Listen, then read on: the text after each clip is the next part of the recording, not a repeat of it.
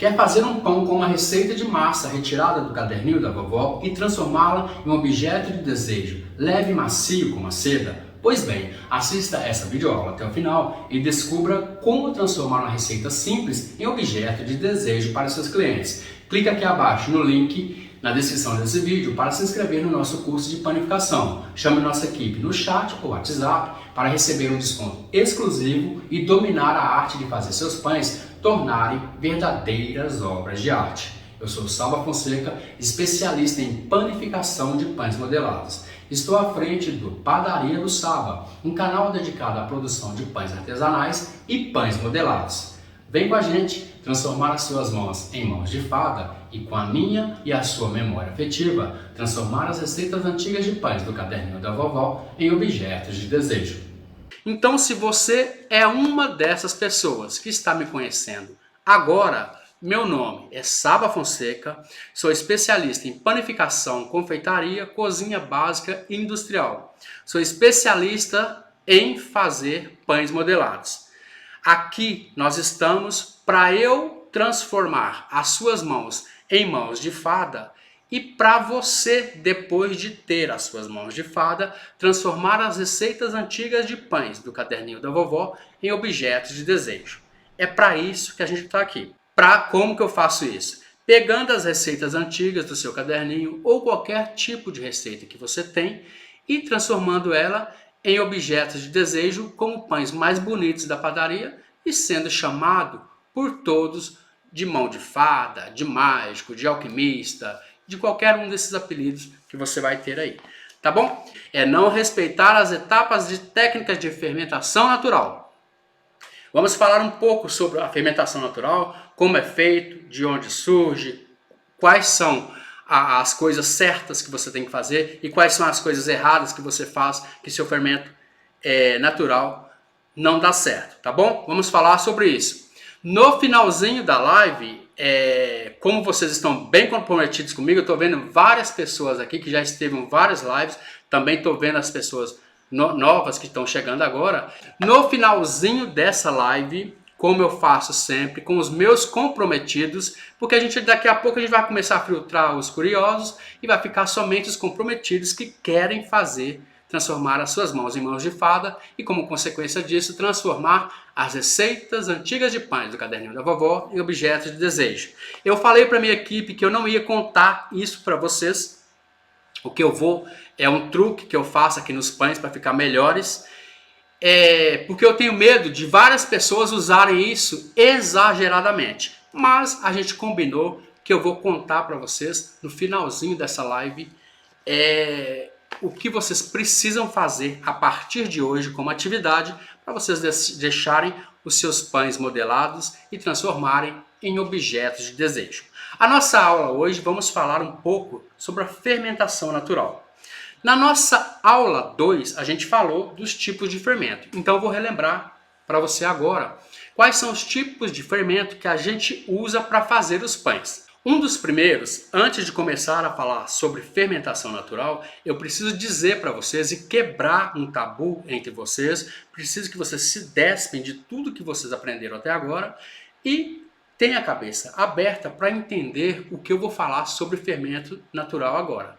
Para começar essa live, e antes de começar, eu vou falar para vocês, a gente vai falar sobre fermentação natural. Então, todos vocês que tiverem dúvidas e perguntas para fazer sobre fermentação natural, que é a aula de hoje, vocês vão deixar para mim aqui no chat as perguntas de vocês e aí eu vou tentar responder todos vocês no finalzinho da aula, que aí só vai ter todo mundo comprometido, tá bom?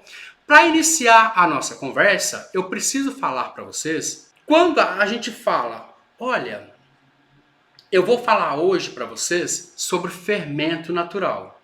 Todo mundo acha que é aquele fermento natural que a gente vai fazer em casa e tal. Só para começar essa nossa aula, só para abrir a sua mente, entenda que todos os fermentos que fazem pães, seja industrial ou seja o que você faz em casa, todos eles são naturais. Por quê? Porque todos eles têm na sua produção micro-organismos vivos que vai se alimentar daquela farinha, daquela massa ali e vai liberar o gás carbônico na sua massa, fazendo a massa crescer. Todos os fermentos que a gente usa são fermentos naturais. Então, para saber, começando dos que a gente conhece, fermento biológico fresco, você já conhece. Fermento biológico seco. Aí a gente tem o fermento de Cristo e aí a gente entra também com o fermento natural levain. Aqui a gente tem uma diferença entre um e outro. O fermento biológico fresco e o fermento biológico seco, eles são condicionados, eles são feitos industrializados e eles são industrializados e eles são compactados de maneira que você for fazer a sua receita, você sabe em qual momento vai crescer, em quanto tempo a massa for crescer. Eles são chamados de fermentos produzidos e industrializados. Esse a gente conhece. O que a gente mais usa aqui é o fermento biológico seco. E por que a gente usa o fermento biológico seco? Porque a minha vida toda, desde 16, 19 anos, eu erro em fermento biológico seco, até eu aprender que ele precisa ser misturado na farinha de trigo antes, para não dar erro nenhum na massa. E eu sei que várias pessoas também falam para mim no chat, ou no nosso canal, ou por aqui mesmo nas lives, falam que não conseguem usar o fermento biológico seco. Erram, misturando leite, misturando água, misturando não sei onde, e dá errado. Só que a gente usa esse fermento biológico seco porque ele é um pouco mais forte do que o fermento biológico fresco. Mas não é a nossa aula de hoje. A nossa aula de hoje é sobre o fermento de Cristo e sobre o fermento natural levain. Porque o fermento biológico fresco e o fermento biológico seco a gente já falou na nossa aula 2. Se você perdeu, vai lá que eu te explico tintim por tintim um fermento e outro. Hoje vamos falar somente o que acontece quando você não respeita as etapas do fermento natural. O que é para você o fermento de Cristo? Bom, se você tem menos de 30 anos, você nunca ouviu falar do fermento de Cristo, a não ser com a sua avó, com a sua mãe, com a sua tia e tal. Se você tem mais de 30 anos, você sabe qual fermento que eu estou falando. Os fermentos que a gente acabou de falar, eles são industrializados. E esses dois fermentos que eu vou falar para você agora, que é o fermento de Cristo e o fermento natural levain, eles são chamados de fermentos selvagens. E a gente diz, por que selvagem? Ai, peraí, não entendi por que selvagem. Vamos lá. Selvagem no mato, na floresta, na rua. Me explica, não entendi. Selvagens, por quê? Os outros fermentos que a gente falou, eles são controlados lá na indústria. E aqui, o fermento seu, que você vai fazer na sua casa, que é o fermento de Cristo, e o fermento natural levain, é você quem vai controlar. E aí eu falo para você, e se você tiver um cachorrinho e não souber controlar? E se você tiver um gato e não der comida? É exatamente isso o que você precisa entender quando se trata de fermento natural. Eles são selvagens, você que tem que controlar eles, você precisa saber qual é a dosagem que você alimenta ou reforma um fermento natural para que ele possa ficar forte e você fazer os seus pães e não ter o problema do seu pão não crescer. O fermento de Cristo, como o próprio nome diz, ele surgiu em algumas igrejas em 1970, por ali, eu não sei a data certa, mas ele surgiu por quê? Na campanha da fraternidade de igrejas e tal, ele surgiu para que ele fosse feito. O fermento de Cristo é dividido em 3 partes. Você dava para alguma vizinha sua, a outra você guardava para fazer a reforma e outro pão depois, e a primeira que você tirou, você fazia o seu pão. Então, ela era como uma corrente. Você tinha que doar para a vizinha tinha que doar mais para outra vizinha, e a outra vizinha. Então, formava uma corrente. E esse fermento, ele foi feito durante vários e vários e vários anos. Como eu tenho mais de 50 anos, eu tinha 14 anos e eu já tinha esse fermento. Tem pessoas que têm esse fermento há mais de 30 anos e faz pães com eles. Como que eu faço o fermento de Cristo? Uma base bem certa é 100 gramas, anota, porque essa receita vale ouro. Se você aprender a fazer essa receita e você conseguir dominar essa fermentação, você vai longe para você, o céu é o limite. Preste bastante atenção, 100 gramas de farinha de trigo, a gente vai colocar aqui 50 gramas de açúcar e uma colher rasa aquela colherzinha pequena de sobremesa de sal. E vai misturar muito bem. Estou fazendo uma receitinha bem pequenininha para você entender como que é feita, tá bom? E depois você vai colocar nessa misturinha 500 ml de água. Se você quiser colocar morna, melhor ainda, porque demora menos. Essa mistura você vai ter que colocar dentro de um frasco. Esse frasco precisa ser transparente e esse plástico precisa ser transparente e precisa ser e essa garrafa precisa ser de plástico. Por quê? Porque o plástico você vai ter uma tampa de plástico também em cima para rosquear, porque nessa invólucro aí não pode entrar nenhum tipo de ar, nada. Você então vai fazer com que esses micro-organismos dentro, como eles são selvagens, eles estão presentes em todo lugar. Então quando você mistura a água, o açúcar, o sal e a farinha, eles estão presentes ali. Então você vai ter que forçar esses micro-organismos se reproduzir ali dentro, bem vedados, sem nenhum tipo de ar. Ali eles vão começar a produzir o gás carbônico, que vai sair um monte de bolinha quando você for ver. E isso você vai deixar, a gente deixa no mínimo durante 7 dias. Por que 7 dias? Porque 7 dias é o tempo ideal que eles vão começar a se alimentar daqueles nutrientes que estão ali dentro daquela garrafa e começar a liberar o gás carbônico, que é o que faz o seu pão crescer, que é o que a gente chama de fermentação. Então, a partir daí, do 7º dia, por isso que eu falo que a garrafa tem que ser de plástico, tem que ser maleável a garrafa, porque durante o 7º dia, quando você for apertar essa garrafa, você vai perceber que essa garrafa está dura, porque dentro dessa garrafa existe gás, bastante gás. E aí, transparente, porque você consegue ver a fermentação acontecendo dentro da garrafa. No 7º dia, você precisa abrir essa garrafa. E você vai perceber que você abre como se fosse um refrigerante. Vai dar aquele barulhinho do refrigerante e vai começar a espumar. E é exatamente esse o fermento. Tá bom? Gente, eu tô dando essa receita para vocês. É uma receita pequenininha para você testar. Se vocês quiserem a receita completa mesmo, depois vocês me pedem lá na seção de comentários que eu mando para vocês, tá bom? Bem pequenininha, só para você entender e para você perceber se você consegue fazer ou não. O que eu peço para vocês é que para confeccionar qualquer tipo de fermento natural, todos os utensílios precisam ser de madeira, tipo uma colher de pau, de plástico, de silicone ou... Qual que foi a outra que eu falei? Madeira, plástico, silicone, tá. Não pode ser nem alumínio, nem aço, nem ferro.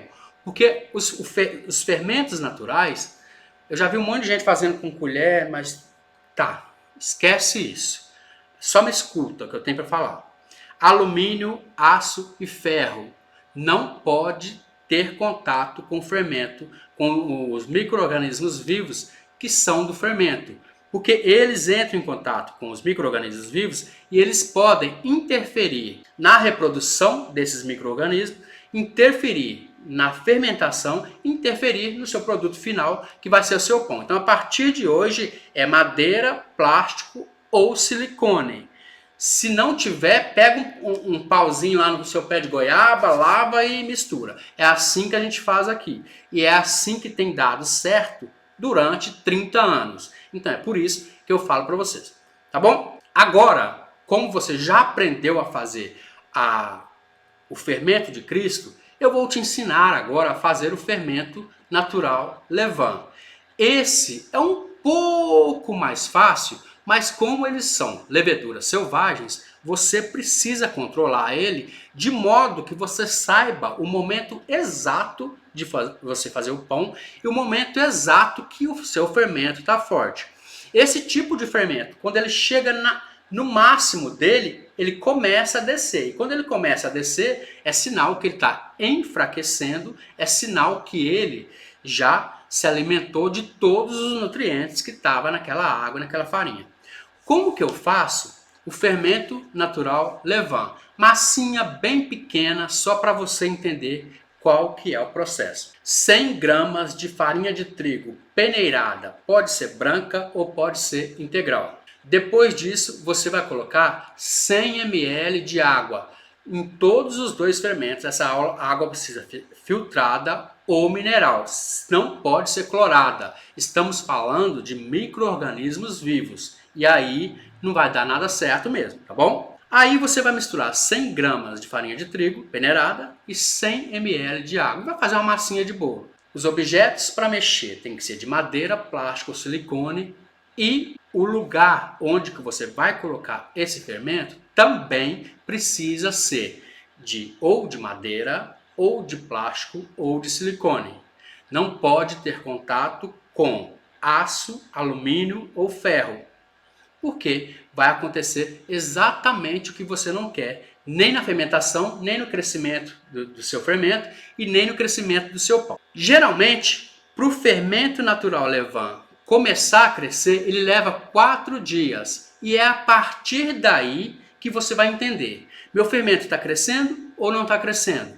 Aí você vai, se você estiver fazendo o fermento só para você entender o processo, você vai fazer o seguinte. Você vai pegar mais 100 gramas de farinha de trigo peneirada e 100 ml de água e colocar dentro desse fermento que já cresceu. Sem jogar nada fora por enquanto. Depois a gente joga fora, tá bom?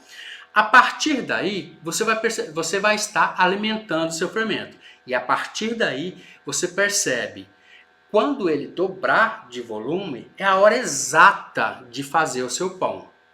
Se ele dobrou de volume e começou a descer, não faça mais pão, porque aí ele já usou todos os nutrientes da farinha. Então você tem que entender e tem que analisar que esses fermentos, quem controla ele é você. Por isso que várias pessoas erram nesse tipo de fermento.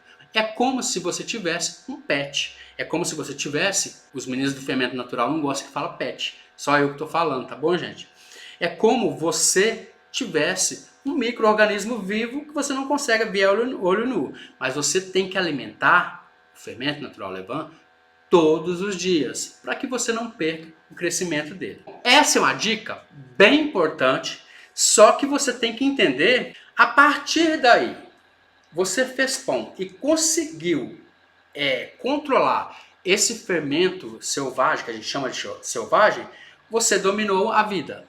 Por quê? Porque a partir de agora, você vai pegar esse fermento e guardar na geladeira. E esse fermento natural levain, depois que a gente guarda na geladeira, a gente chama ele de quê? Alguém sabe aí? Me conta aí na seção de chat. No chat. A gente chama ele de massa madre. A massa madre é a que fica na geladeira. O levain é o que você vai usar agora. Então, vamos identificar o que é massa madre e o que é levain? Massa madre é a que está na geladeira. Combinado assim? Pegou o que está na geladeira, massa madre, pega 50 gramas desse fermentinho que está lá na geladeira e coloca aqui no recipiente. E guarda a massa madre lá. Massa madre é onde que a gente tira o pedaço para fazer o levain.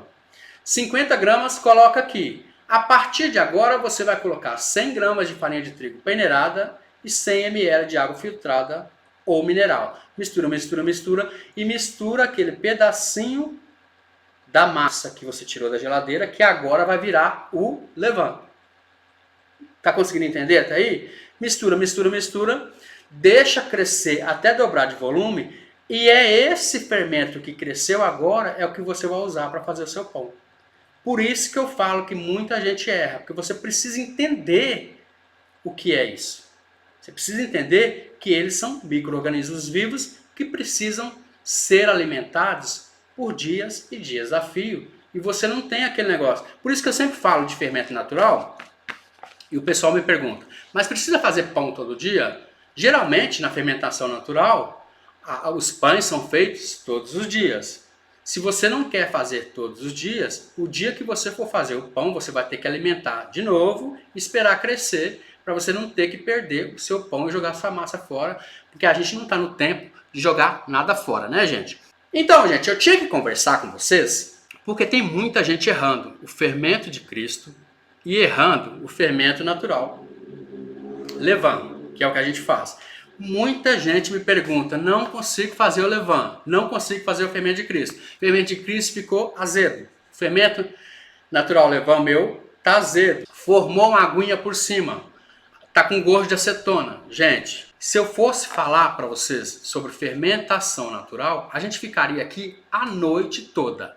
Mas a base que eu tenho para falar para vocês e que eu vou pedir como atividade para vocês a fazer hoje é o fermento de Cristo, que eu passei a receitinha básica aí para vocês, e o fermento natural levain. Eu preciso que vocês entendam e vejam, como mãos de fada mesmo, veja assim aquela massinha crescendo. Você tenta imaginar e olhar ali com carinho mesmo, aquela massinha crescendo, você criando aqueles bichinhos que vai dar fermentação. Eu preciso que você tenha esse olhar a partir de hoje.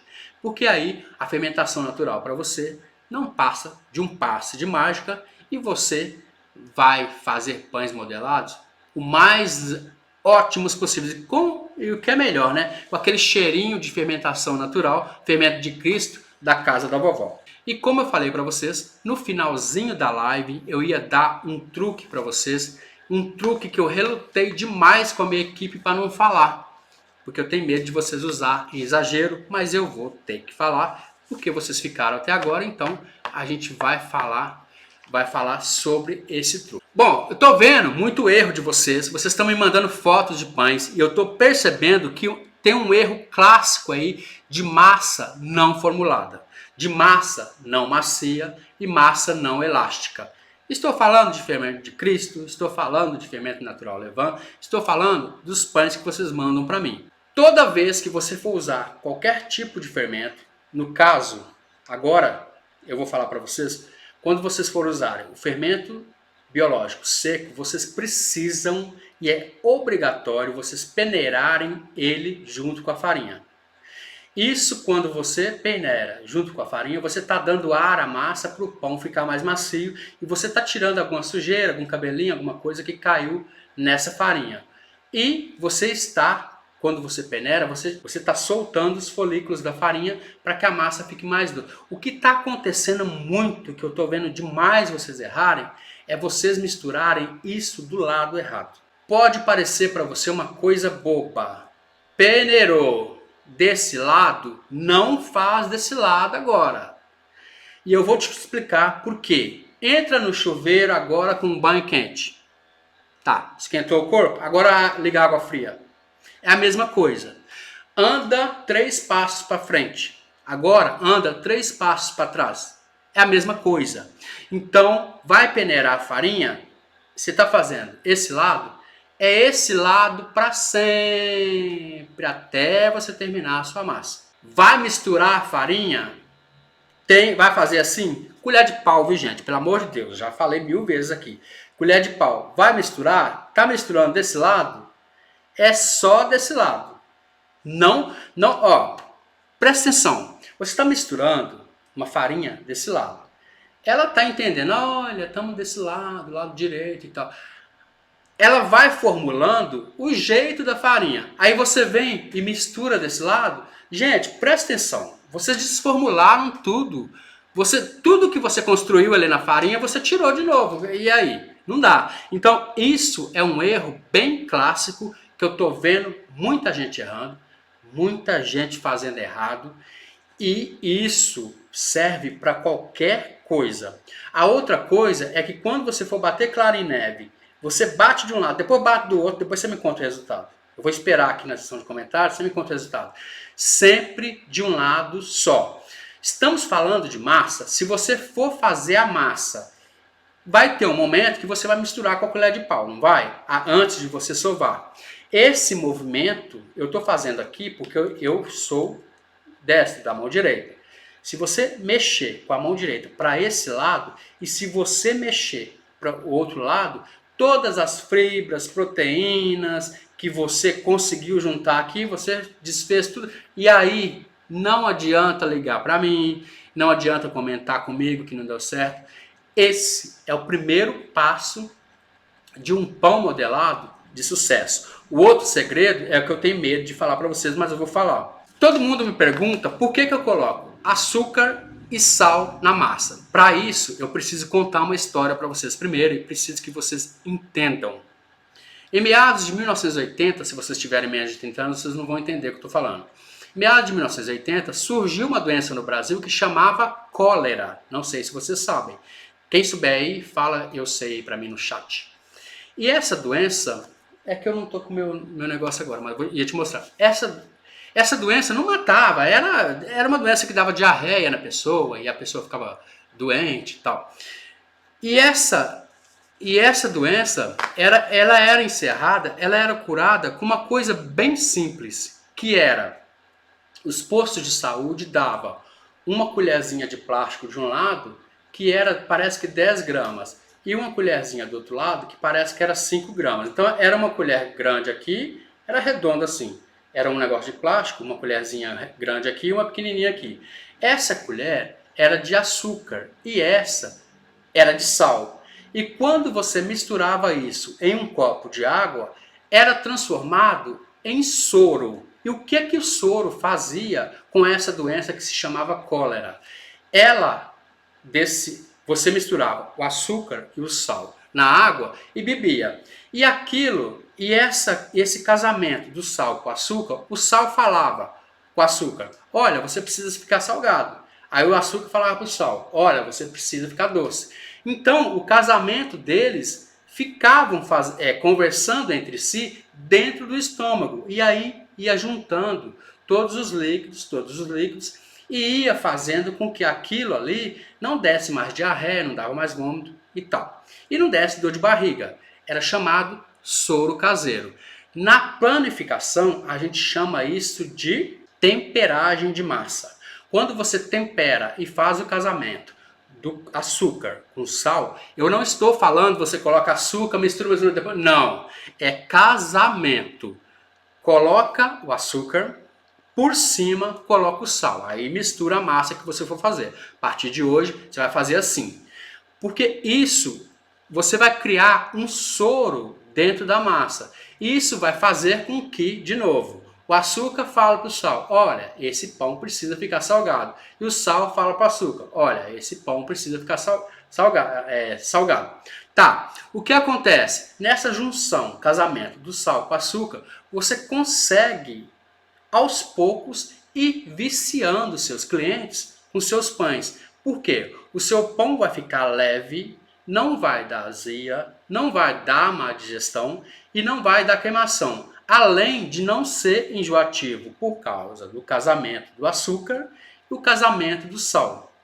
Por isso que eu não quero que vocês usem isso como uma técnica exorbitante. Vocês precisam usar isso com cautela, porque todos os seus pães, quando você partir na mesa para dar para os seus clientes, ou então dar para as vizinhas, ou então levar para o trabalho, você vai perceber que eles comem um pedaço, 2 pedaços, 3 pedaços, 4 pedaços e não enjoa, porque você fez a temperagem dentro da massa. É exatamente, você colocou um soro, isso vai chegar no estômago e não vai dar aquele desconforto e aquele inchaço. Então, por isso, isso é um truque que eu tenho para contar para vocês, que eu faço isso há vários anos e todos os anos deu certo. Quem compra um pão, volta, compra outro e ainda divide, ainda fala com os vizinhos ainda para vir comprar. Eu preciso que vocês façam isso a partir de hoje. Vai fazer um doce de leite? Em cima do açúcar, coloca uma pitada de sal. Vai fazer uma canjica? Em cima do açúcar, coloca uma pitada de sal. Vai fazer um creme de confeiteiro? Em cima do açúcar, coloca uma pitada de sal. Isso vai fazer com que as suas coisas fiquem leves, não fiquem enjoativas e, por consequência disso, vai começar a viciar os seus clientes a comerem somente os seus pães.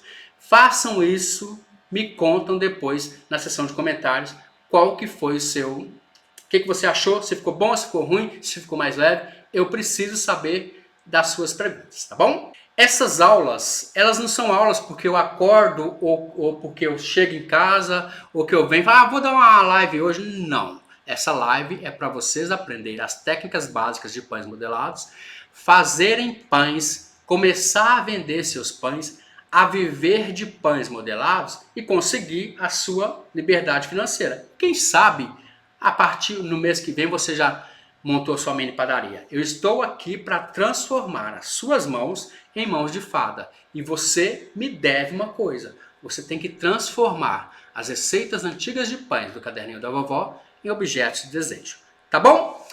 Bom, gente, nossa aula de hoje é essa, sobre fermentação natural. Eu vou deixar para vocês alguns minutinhos aí para vocês fazerem algumas perguntas. Se tem alguma pergunta, se vocês quiserem fazer alguma pergunta, façam agora. Eu vou tentar responder a todos vocês. E qualquer coisa, vocês deixam aqui na seção de comentários para mim, que eu vou respondendo um a um, tá bom? Alguma pergunta? Deixa eu ver.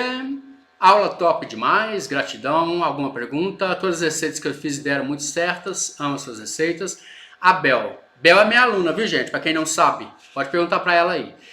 Gratidão, sempre gratidão. Deus te abençoe grandemente. Sábado, até amanhã com a próxima live. Amo todas as suas receitas. A Bel é a que manda as pizzas que eu posto lá para vocês verem. Depois vocês pedem para ela a receita que ela dá, tá bom? Gente, beijo para todo mundo. Faz as experiências, depois me conta. Eu tenho prazer de responder vocês a qualquer momento, tá bom? Beijo para todo mundo e até a nossa próxima live.